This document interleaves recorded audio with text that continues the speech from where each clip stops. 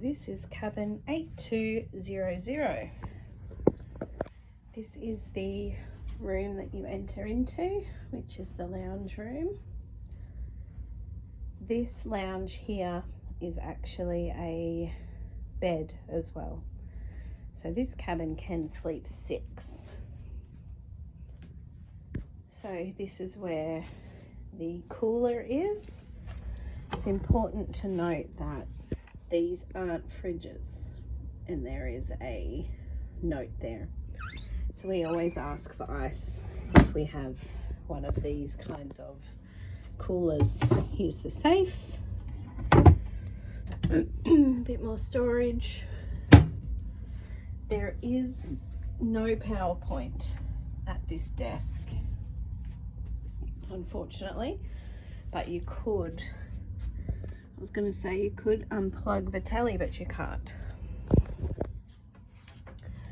And this is a large wardrobe, lots of storage in there, lots of coat hangers and shelves. It actually says on the door here that this is where the life jackets are, however they're not in there for us. This is one of the 3 circular windows overlooking the helipad, the very front of the ship. This is the main bedroom, and it's got a curtain as a door, but still good separation from the lounge room. There's the another circular window overlooking the helipad. There's quite a lot of storage in here as well. This is like the normal vanity that you would see in one of the cabins on board, and there's hidden storage behind the mirrors, lots of drawers, and then another wardrobe, slightly smaller than the other one. There are no PowerPoints by the beds in this cabin. So for a CPAP machine or charging your phone, you need an extension lead to get to the bed. There is another TV in here as well. And this one here is set up a little bit differently to the other TV. This one doesn't have the like smart system attached where you can look up your bill and the cruise planner. It's still got the same channels, but it's just set up a bit differently. And here is the 3rd window. You can see people periodically throughout the day out on the bow of the ship, which I think you get to via deck 4 or 5. And then this, if I can get the light on, where is it? Here, is the bunk room.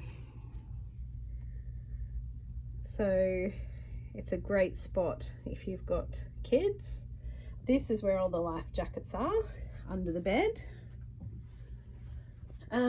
This has a little cupboard as well. Not a lot of shelves though. There is no window in here, so when you close this door and all the blinds are closed, it's pretty dark. That's just because it's currently 9 o'clock in the morning. There's a bit of light coming through the other windows. There is also no PowerPoint in here, so we usually travel with a night light that we can plug in. However, there was nowhere to plug it in, so we couldn't do that. And then there is the bathroom, which is pretty standard cruise line fare.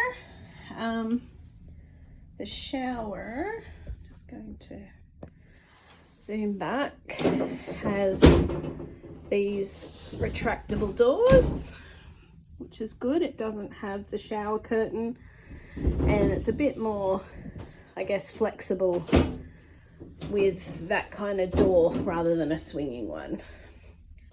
This actual shower, it was a little bit tricky to work out, but we figured it out in the end. Lots of storage behind the mirror here. We always travel with this for our toothbrushes.